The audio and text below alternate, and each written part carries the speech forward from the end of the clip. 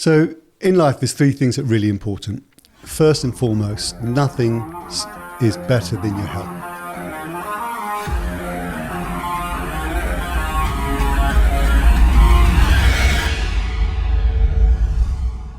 What does it take to be a winner in life, in property, in business, with relationships, with building wealth, with everything? Well, at its core, at its very essence, it's all about mindset. It's having the right mindset. And I can't think of who else to have as a guest on this podcast than my good friend, Immanuel Ezekiel. How are you doing, Immanuel? I'm good, thank you. How are you, Ranjan? It's great to have you on board, especially to explore this mindset podcast. I mean, Immanuel, for those who don't know, has been in property and business for over 30 years, has an extensive buy-to-let and HMO portfolio, and does some significant property development projects and the like. But you're a serial entrepreneur as well. I am a serial entrepreneur. Like most people, I started at a very, very young age. In fact, the youngest age was, I think, 6 years old. 6 years? Well, tell me what entrepreneurial activity you did at the age of 6. So my sister was an Avon lady, if you can remember those days, yes. Where they went round with the brochure. You modelled lipstick? I didn't model a lipstick. She wasn't very good at the sales. So I used to go around with her brochure, knocking on doors in our street up and down the road, and I would make the sales for her. So at the age of 10 to age of 6, I was probably quite cute at that age. Women wouldn't say no. So I would make the sales on behalf of my sister, and she was the top rep at a very tender age of 6 years old. So that was my entry. Just the cute kid effect as opposed to sales technique? Maybe it was a combination of the two, the cute kid effect, as well as actually asking for the business and doing the upsell, especially telling women they look much prettier with the different kinds of makeup they could apply. Oh, a charmer then, a charmer. What was the first entrepreneurial business that you did? I think the first entrepreneurial business was when I was in secondary school, where I used to collect conkers on the way to school. Oh, yes. And start selling conkers at 1p per conker. But then the conker season ran out because that was only really the end of September, October. So I had to come up with another business. So I started running a tuck shop. So in the winter, it was chocolates and sweets. And in the summer, it was ice pops. Brilliant. Did you bake the conkers and do the vinegar stunt and all of that? So that I did for some, but they were at a higher price. So a lot of people had the normal conkers that I picked up on the way to school. The one that wanted to win at school, they had the baked one with the vinegar.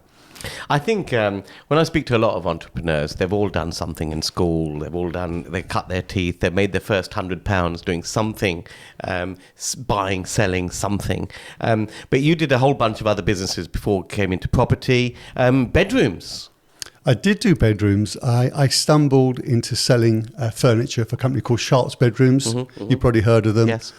They were a very established growing company, and I was lucky enough to be at the right place at the right time, started selling bedroom furniture.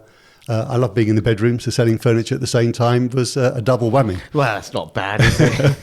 And then, of course, you got into financial services, quite significant in the mortgage broking arena. I mean, this is way back in the early 2000s, isn't it?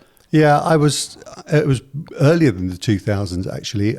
I was very lucky to be recruited by a financial services company. There was a mortgage company coming over from Australia that was treating mortgage interest very different to how they were doing it in the UK at that time. At that time, they were applying interest annually in arrears. They started bringing daily interest with a current account mortgage. Although that doesn't sound very significant, when it was linked to a bank account, the combined effect of having money in your bank account and offsetting against your mortgage was huge. So people were saving tens of thousands on their mortgage by applying it correctly and reducing their term anywhere between 3 and 7 years. And I became quite proficient in that particular mortgage and instrumental in changing how mortgages were brought into the UK at that time. Now, this is about being ahead of the curve, really, and being at the bleeding edge and seizing that sort of opportunity. I mean, a lot of people will say, was that just luck, right time, right place? How do you think your mindset contributed to you being presented with that opportunity and you grasping that opportunity? So luck does play a factor. And as Brian Tracy says, The effect of luck is being prepared and recognising when opportunity arises. How are you prepared selling bedrooms then? Well, first and foremost, I was selling to people, so understanding how people think and how they work. I also understood finance, and the combined effect of understanding finance and helping people save money. So saving money, having a mortgage myself and seeing how it could affect me and save money, it was very easy to translate that to other people so they could save money. I don't like the system, the current system, how people stay in debt till they're 60, 65, 70, and I wanted to make a difference. And that was one of the things that I did with passion. You do something with passion, it's easy to help people do the same and make a transition. And when property, and why property? That's a very good question. So simultaneously at the same time, so when I was at Sharts Bedrooms, I had a franchise for Sharts Bedrooms. In fact, it was such a successful franchise, they wanted to take it back from me. So I got a further renewal. They do that, don't they? They do. It was very successful. I took a business that was turning over 200,000 to over $1 million in a year. So they thought they could have some of that back. I had one successful renewal and I realised after that I had to find something else. So part of that was going into property, really not having any idea about property other than want to create a pension. Then simultaneously I had the opportunity of being into the mortgage business, then tying the two things together, understanding finance with property. It was like pouring rocket fuel. Of course it is, yeah. That's very much it. What did you do? What was your first property deal? My first property deal was, again, without the real idea of any real knowledge, I bought, without knowing at the time, the last two properties on a development from a developer that wanted to exit it and offered a reduced price, so below market value, which I had no idea at the time. And I bought two properties which I still own in Stevens Lodge in Finchley, number 2 and number 3 Stevens Lodge, which I still own. I think we bought it at the time for around about 60,000 and they were being sold for around about 90. So that was my first property without any real knowledge. And very quickly I ran out of money. So I had to create new skills to learn how to buy property, because it doesn't matter how much money you have, at some point you're going to run out of your own. You're going to run out. I mean, that was vanilla buy-to-let, I assume. You got them at a discount, great, but you still had to put some deposit down. 100%. It was a little bit less back then. Vanilla buy-to-let. In fact, yeah, it was 15% then, if I remember right. Yeah. 85% loan to value, put my 15% down, bought it with a business partner who was also in Sharts Bedrooms, who also had a franchise. We were both looking to grow in a different area, so we both bought a property together. We bought quite a few together. So what's been the driver then? I mean, has it been money? You know, all these entrepreneurial things you've done, from tuck shops to bedroom franchises, property, has it been the pursuit of money? I'd be lying to say at the beginning if it wasn't pursuit of money. So when you grow up in a poor background and you see what other people have and the success they have, so money was definitely a driver.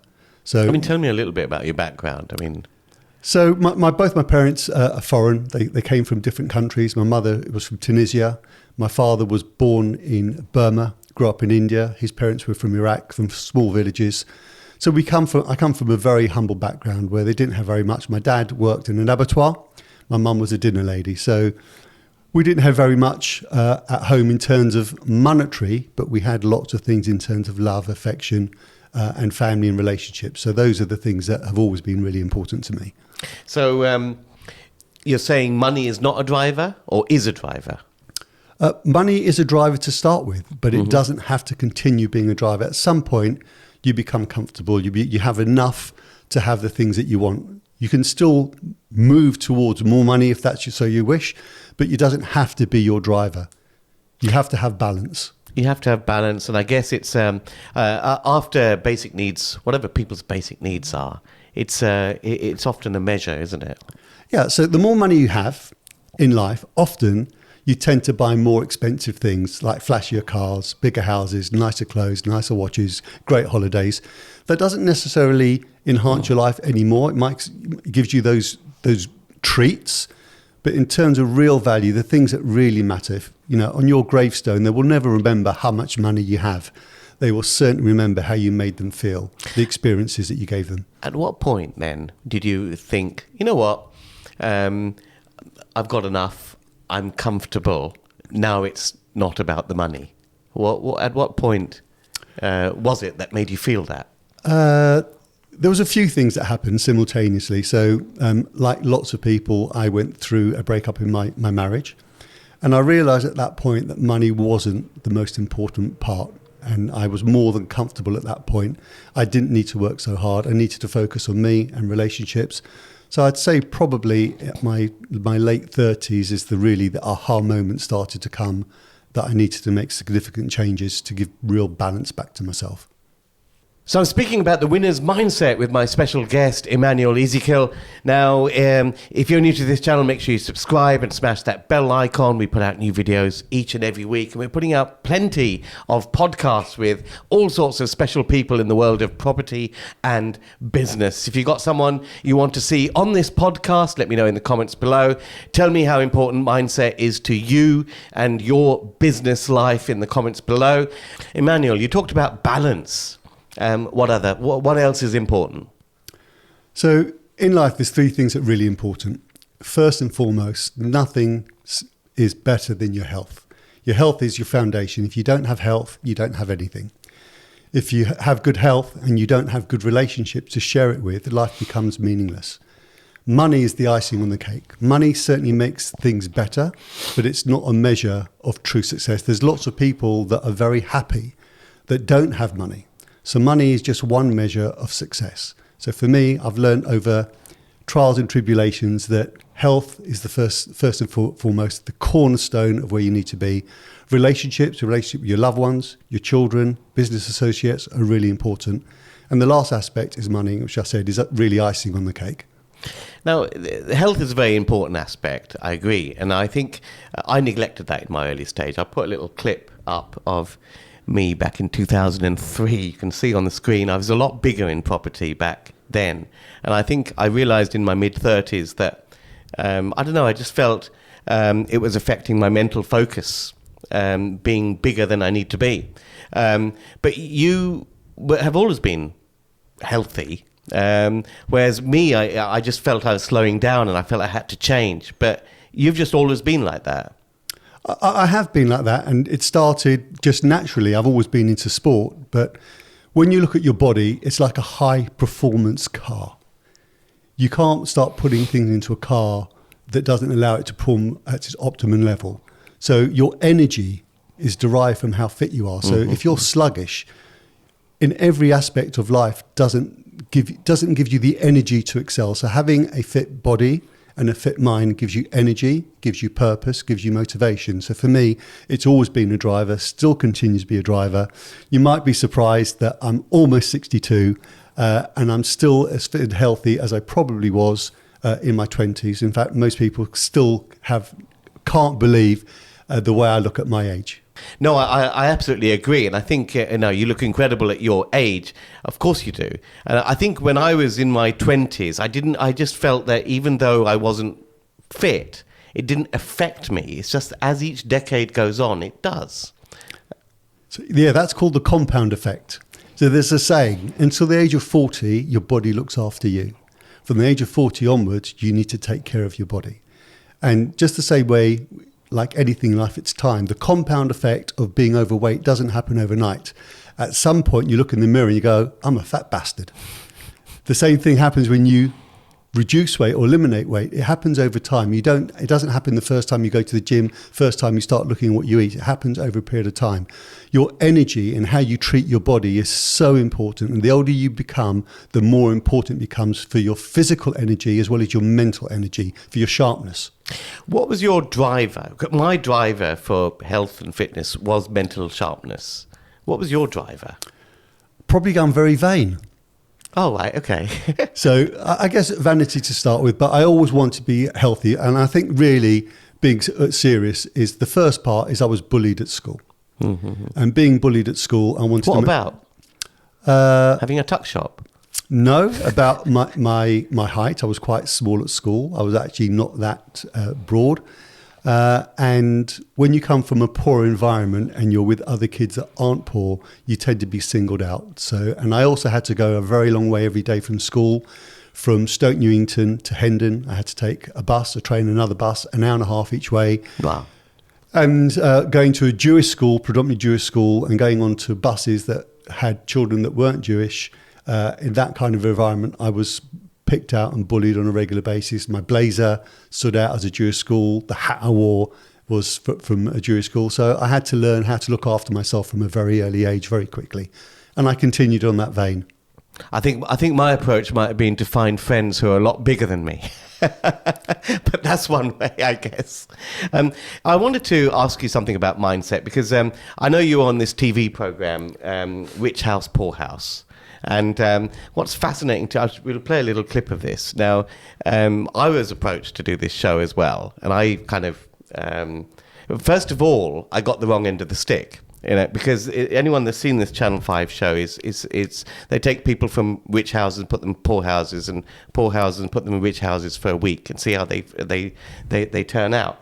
And I thought they were going to take me and then put me in some house with a helipad and a yacht and go there in a private jet and all of that. Because although there's the haves and the have-nots, within the haves there's the have-yachts and the have-nots. So I thought it was that way around, but I was completely wrong. They were going to put me in some slum or something like that. But I was very afraid of the editing. I was very afraid of how you'd come across. I've had some experiences with media where, they cut you badly. But you did this show, and I saw that episode, and you came out amazingly from it. I don't think they could cut you in a bad light. Why did you go into it knowing that you had no control of the editing? What was your mindset on that? So what did you want to achieve? It's a really great question. I went there for a number of reasons. First and foremost, I wanted to show my children what it's like to come from a poor background and see what life would be had they not experienced a life living with me. Mm-hmm. So having gratitude and being grateful for what we have. We often don't have that gratitude when we come from a privileged environment. So I wanted them to see what it was like. The other part is I really wanted to be inspiring to not only the family, but the actual people that are actually watching it. I wanted to show that even though you might come from a poor background, there are many things that you can do to start changing. Change doesn't happen overnight. It happens on a consistent basis and giving them a new way. And one of the things I did was to show the family that they could get 50% interest on their money with no risk from a government scheme that very few people know about. Mm-hmm, mm-hmm. So just a small thing like that. There's lots of things that I did off of camera that they didn't show either, but it was really to be inspirational. And you're right, when I went into the show, I said, if I'm going to go on the show, I want it to be inspirational. I don't want it to be about making me sound wealthy compared to, it needs to be inspirational. And they honoured that request. So after it was telecast, I thought it was great. What sort of response did you get? I got the most amazing response. And I got the response on things that you wouldn't think that you would get a response for. Go on. So the things that I got a response for were simple things, just for taking my shoes off and being respectful at the door to somebody else's home. They could have cut that out. They could have cut that out, but it's something that I think they saw as something that was genuine. I made my children do the same thing because it's genuine. It's being respectful. So it doesn't matter how much money you have. It's about level playing field. We're all the same, and being respectful to somebody as you would be in your own home. I think that sort of stood out. And of course, you may have seen Immanuel before on Property Elevator, because you came along and pitched on Series 3 of Property Elevator. We've got a little clip of it here. So, of course, you're one of the few people that turned up on Property Elevator, got an offer of funding and turned it down. We'll come on to that in a minute, but what was your agenda for coming on that show? So I came on the show for a few reasons. First and foremost, I wanted to pitch to my peers, and you all my peers. And if you could critique me and praise me at the same time, it also meant I could use that as a business card for people that do invest with me. So if I've got real professionals that understand the market, that are able to dissect my numbers and my project and still want to invest in me, that's a pretty good calling card. So that was one of the reasons. The other reason is I wanted to build an establishment and relationship with people like you, Ranjan, Helen Chorley, John Howard, because having those people in your network, they say your net worth is linked to your network. I certainly wanted to start that. So I had an agenda to come to meet you guys, not necessarily for your money. So why did you turn us down? I turned you down for a few reasons. First and foremost, I know my worth. And I know how much I'm worth compared to what was being offered. If the offer was attractive enough based on my knowledge, my experience and my expertise, which you guys have, which you didn't place the same significance on my knowledge, experience, expertise, so I respectfully declined. I'll let you into a little secret, which I haven't told you about with this, with that pitch, because when you weren't known to all the angels on the show. Some of the angels just didn't know you at all, and when we were chatting amongst ourselves before you came into pitch, a couple of the angels were saying, "Oh, he's looking a bit sort of sharply dressed and all of that. He's probably got a little bit of a confidence. Perhaps we can be a little bit hard on him and it'll make good telly and that kind of stuff." But when you came in, you just have this aura about you of likability, professionalism, and confidence that disarms that. What is that? I mean, that's something to do with mindset, but how do you bottle that? How do you bottle that for the viewers?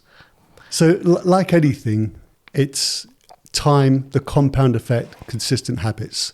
So the first thing you've got to have respect for who you're talking to. You've got to have inner confidence and belief. And how do you do that? It's through your knowledge and being prepared. I was prepared. I wanted to make sure I had all my numbers to hand. Just like very important. Just like the Dragon's Den. If you go in and not knowing your numbers, not knowing the questions are going to be asked, you're going to be ripped apart very quickly. Mm-hmm. The other part is part of my confidence is the way I dress. That's part of my confidence. I like to look professional. I like to look smart. That in itself gives me confidence. So these are habits that you create over time. Over time, we know who we are and what things make us better. And being dressed, being prepared, being professional, being respectful, being honest, being truthful, are all the ingredients you need to have. And hopefully, when you walk in with confidence, you have that aura that people see, provided you're not trying to blow smoke up your own backside. So going back to this aura that you have, a lot of it must come from the dialogue that you have with yourself in your head that sets you up to present that aura. So dialogue's really important. So as you and I are speaking, there's two voices. There's my external voice and there's your internal voice. Mm-hmm. So your internal voice will be doing a number of things. It will be saying, does he make sense? Do I like him? Can I use it? Is he too arrogant? And the same as your listeners, they will have the external voice and the internal voice. So it's really important that we navigate both our external communication with ourselves and our internal language with ourselves. And that's why you have lots of people that you think are successful, yet they go for a drug overdose, or they have mental issues, or they commit suicide, because the internal language that they use doesn't support who they really are. So the language that you use is really important, how you communicate with yourself. The most important relationship you have is with yourself. Yes. First and foremost. And if you don't know who you are, that relationship can deteriorate very quickly. So the language that we use, the positive language, the affirmations of how we talk to ourselves, our confidence is really important. And those are one of the things I talk about, I help people with, to understand how to communicate with themselves. And these sort of attributes are a way of life. I mean, if you bring it back to property, people look at a deal and people talk themselves out of it. Oh, the vendor will never accept that. And they therefore won't put in the offer or won't even find out about the vendor's circumstances and that kind of stuff. So it needs to be part of your way of life. And then you can apply it to all areas of your life. You can't really just start it as just a property negotiation strategy. It has to be part of all of your life, isn't it? Like anything that we do, the more often we do something, the better we become at it. It's practice. So when you speak to a vendor, if you know how to communicate in a positive way, but more importantly, find out what they want. Most times we speak to the vendor based on what we want and don't really understand what they want. Yes. So communication is a two-way street. And when you really understand communication, and part of communication is not talking. Mm-hmm. It's actually listening and understanding what the other person wants. What's the worst thing that somebody can say when you put an offer to them? The worst thing is no. It could be maybe, and it could be yes. If you don't know, if you don't ask, you'll never know. So get good at asking great questions and communicating in a way that allows the person to tell you what they really want. And sometimes it's the way the no is said. If it's a hesitant no, it means that, well, the door is slightly open. Another way of presenting it could be slightly different. Very much so. So how somebody responds to you in terms of an offer, if there's any hesitation whatsoever, you know there's room for maneuverability. But again, that's understanding body language. It's understanding communication. And you want somebody to be open with you. So how's somebody going to be open with you unless you're open with them? One thing we do on our mastermind programs is on the first day, we get people to articulate what they want to achieve over the next year with us. And so many times it's the language they use to articulate that reveals a lot. I hope to buy 2 or 3 perhaps we'll do a deal this year. It's this dialogue that you have with yourself can be self-limiting. Very self-limiting. The language that you use will either propel you forward or hold you back. So it's important that you catch yourself when you're using negative language. And that's something that you have to train yourself. It doesn't happen overnight. None of these things happen overnight. I'm at grand old age, as I said, almost 62. This is the compound effect of it putting this into practice over a long period of time. But I learned those skills when I was much younger, and I just keep applying those skills. So what tools, how do you keep check of the dialogue that you have with yourself? That's the first dialogue you've got to have and get right before you can think of the dialogue you have with other people, I think. So the first thing is, the first sign of change is awareness. So once you're aware of your dialogue, so most people aren't aware of their dialogue. So now we're talking about dialogue.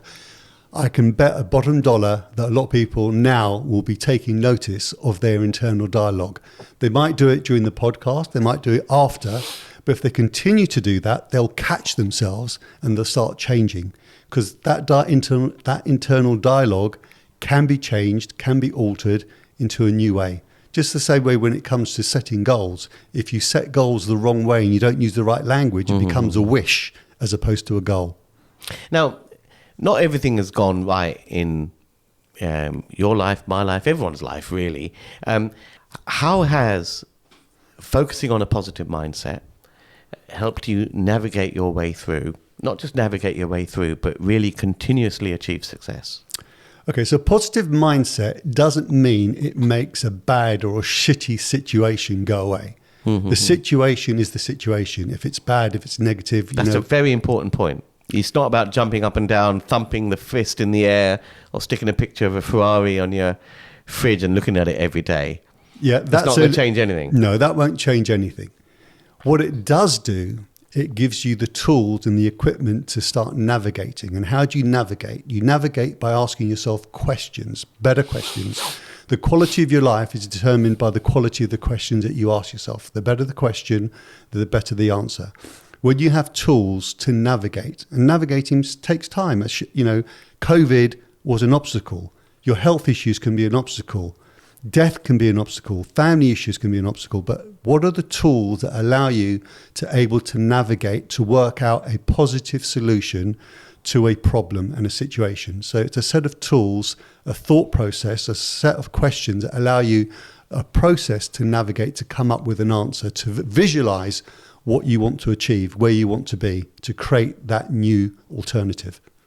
One thing I find is that when I talk to people, some people come up to me and they're always, their point of view, their question's always about this can't be done, rather than focusing on ways it can be done. What's your advice to people who tend to focus more? I mean, you've got to evaluate anything and look at the downsides as well. But you can't just stay on the downsides and not focus at all on the upsides. But you can't do the opposite and just focus on the upside and ignore the downside. That's a good question. I'm going to quote Henry Ford. If you think you can't, or you think you can, you can. Mm-hmm. So people that think they can't, they really can't. And the reason why they can't, they're not asking themselves better questions. So the question should be, how can I? How is this possible? What can I do? Who can I learn from to achieve what I want to achieve?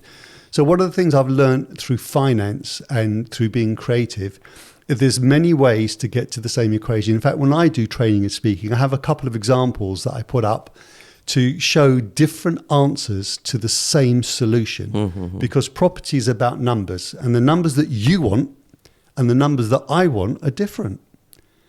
You might want a return of 10%, I might want a return of 20%. So the numbers that work for you may not work for me, or vice versa. So it's understanding what you want to make the numbers work for you. How can I cut up this pie to come up with the same equation to give me the result that I want at the end? So the question you need to ask yourself, how is it possible? Better questions, better answers. I just want to talk to you a little bit about one aspect of health, which is mental health. Now, you come across a couple of different scenarios. One is a scenario of someone who outwardly is very successful, and for some reason or other, they lose the drive and just fall off the wagon, if you like. And there's another type of person whereby several things fall apart at the same time. It might be relationship, it might be money, it might be business, job, or whatever, and it all just hits all like a cyclone all at one time. So I think what I'm asking is, I mean, mental health can be a challenge if you're for successful people who just lose that drive, and for people that have a lot of challenges all at the same time.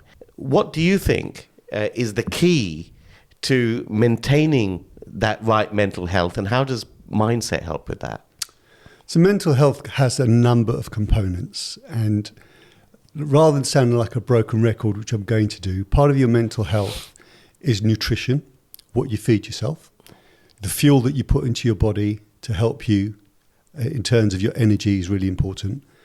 In terms of exercise, because exercise creates endorphins, it changes your physiology. Yes, it does, yeah. So if you see a sports person, when they want to fuel themselves up, look at tennis, they shout, they scream, they change their physiology. So changing your mental state, changing your physiology, the fastest way is by changing your body. So those are two key components. And the third part is questions in language. You have to use that. So people that take a negative situation, they will run negative questions, scenarios. They will make things much worse than what they are. They're not honest. People will often exaggerate or over-exaggerate the negativity, or they'll over-exaggerate or minimize the positivity. So it's really important that you're truthful with the situation. You see it as it is. And then from that position, you can start moving forward. But often people exaggerate. Whatever the scenario is, whether it be their relationship, their finances, their business, they over-exaggerate. So they'll say their business is better than what it is, or it's worse than what it is. People aren't truthful. So mindset starts with honesty to yourself first and foremost. If you can't be honest with yourself, you can't be honest with anybody else. And then having those sets of tools that you navigate and you work through the questions. The questions that you ask yourself, the language that you speak to yourself, allow you to navigate it. Because when it comes to men and mental health aren't a great thing. Men take a lot of things on their shoulders which people don't take into account. And that's why you have a man that commits suicide every 30 seconds around the world. So mental health is a massive thing because we're not trained to how to use our mind and how to change the language that we use. So I'm very passionate about helping people understand their mental mind, their mental state, and navigate through that. We were talking earlier about the education system, and it doesn't really train you for life in terms of generating wealth, in terms of keeping fit, in terms of eating, in terms of keeping mental health. It doesn't really train you on those sort of important things. The state system, the school system certainly doesn't. It's an antiquated system. The schooling system of how it measures education and success is over 100 years out of date. When it was first introduced, it was introduced for a different set of principles. So we have to learn new skills to evolve in the ever-changing world. The amount of knowledge and information that you need now to survive isn't taught at school. Now, that's one of the reasons why we wrote the book, Wealth Beyond Money, is to give people true balance and skill sets in all areas in terms of their health. Health is the most important part. Mental health to start with, the relationship with yourself, relationship with others, and last but not least, money.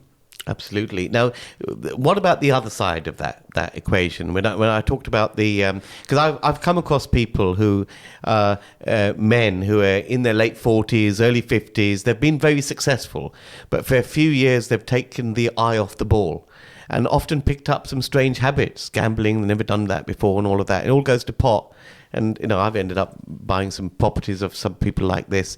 And what I don't understand is how a textbook or perfect life trajectory suddenly falls apart with no apparent external stimulus. Life throws us curveballs. What looks like great on the outside externally isn't often what's happening in that person's life or their background. And they will take their eye off the ball, and they might lose purpose, they might lose direction, they might lose enthusiasm. So we have to have purpose, we have to have direction, we have to have purpose. And when you have purpose, you have direction, you have enthusiasm, your life often propels. And you often see people that go through a divorce or a breakup where they collapse for 1 or 2 years, then all of a sudden they get new momentum. Or they might be in a new relationship and all of a sudden they start losing weight, they start getting enthusiastic, they start changing how they look and feel and dress. And all of a sudden you got a new trajectory. You have to have purpose in life, whatever that may be. And a purpose that's bigger than you. If you only do stuff for yourself, you'll run out of enthusiasm. If you have a purpose that's bigger than you, you'll stay on track for a very long time. Very, very true. And I think that's it, isn't it? It's that loss of purpose. If you don't have that purpose, then what's the point? And then that's the thing, going back to one of the very early questions we talked about, is that money is often a driver initially. But once enough is enough, that needs to be replaced by another purpose, which drives how you continue. Money is a vehicle. It's an important vehicle, but you only need a certain amount of money to have, quality of life. That's why, I go to Thailand a lot and the Far East, and I see how poor people are without any money, but yet how happy they are. They have friendships, they have health, they have community, but very little money. So money's not the vehicle. It enhances life, but it's not the be all and end all. Now, a lot of this stuff on mindset and the tools that you use to maintain it and enhance it, I know you've put into this wonderful book, Wealth Beyond Money. Just talk to us a little bit about the motivation for coming up. I know you've written quite a few books, but what's the motivation behind this one? That's a really great question. So, how it all started is during COVID, there was an app that came out called Clubhouse. Oh, that old thing, yes. That old Where thing. is that now? Carry on. It's still around, but not quite the same. But it was a great app to help people communicate because we're social animals and we lost the ability to socialize. And it gave us the ability to socialize in masses in lots of different areas. And there was a couple of people on that platform that I resonated with. Now, what happened during COVID, you heard people in terms of their health deteriorating because they wasn't exercising. Their relationships were suffering because they were at home every day with somebody that they didn't want to be at home with every day. And their finances were certainly suffering. So I thought about this quite deeply. And I reached out to a lady called Julie Hogbin, who has immense knowledge, experience, and expertise in relationships, leadership. And I wanted to create something that had true balance, but not only from a male perspective, but from a female perspective. And my vision was that we would create a book that if you went 50 or 100 years in the future, or you went back 50 or 100 years in the past, the principles, if you applied them now or any time, would be the same. We wanted to have longevity, like books, like Rich Dad, Poor Dad, like The Richest Man in Babylon, like Think and Grow Rich, that the principles would be universal wherever you are, whatever country you are, that you can apply them in all areas, whether it be health, relationships or money. So this was percolated during COVID, was it? The thought process? It was percolated during COVID, and it started about a year and a half ago. It took us about a year and a half to put all the content together. In fact, when we did the first draft, we sent it out to a number of people, asked for their feedback. We then added another 15,000 words. We changed the whole structure of the book based on the feedback. And the actual endorsements and feedback we're getting now is nothing short of incredible. Wow. So what will people get from this? People who are watching this, they may be doing a property business of some kind. What can people get from this that they can apply to their lifestyle? today? They'll get a lot. So first and foremost, they'll understand about mindset. Yes. They'll also understand if they're out of balance, whether it be their health, any kind of relationship, and their finances, to allow them to bring themselves back in track. Because the truth is, we're all out of balance from time to time. But first sign of change is awareness. If you're not aware of where you're out of balance, you can't rectify it. So they will see immediately where they are getting out of balance, or where they want to get back on track, or where they're focusing too much. Some people focus too much on their finances and neglect their health or their relationships. So they'll see very clearly and feel where they're out of balance and bring themselves back on track again. And I think that's very, very key. You meet so many one-dimensional characters, and they may excel at one thing, but behind all of that, they're not on the ball with the other things that are important. And ultimately, I guess there is a link. There's a symbiotic link between happiness and that balance and mindset positivity. You can't have one without the other, can you? 100%. So true happiness is having your life in balance and in harmony. If you have no health, you're not going to be happy. If you have health and you don't have meaningful relationships with yourself, other people, intimate relationships, still you're not going to be happy. And if you have no money to have the basic needs that you want, you're still going to be happy. So you've got to have balance in all areas to feel truly happy and truly balanced. So that's why we wrote the book, to create balance. Okay, the book is a good read. Wealth Beyond Money, available from Amazon and all major bookshops and all of that. And you've got it on Audible as well? Audible, Kindle. Did you read it out yourself? I did. So Julie and I read it out together in the studio, and it's a lot more difficult than you realise to do that. But I'm sure it's easy if you have the right mindset. It is definitely easy if you have the right mindset. Immanuel, you've been wonderful. It's been great speaking to you. Catch up on other podcasts that we're doing with Immanuel and other eminent people in the world of property and business on YouTube or whatever platform you're using to listen to this podcast. That's it for this episode. See you guys next time. And Immanuel, I have to ask you to sign this for me. My pleasure.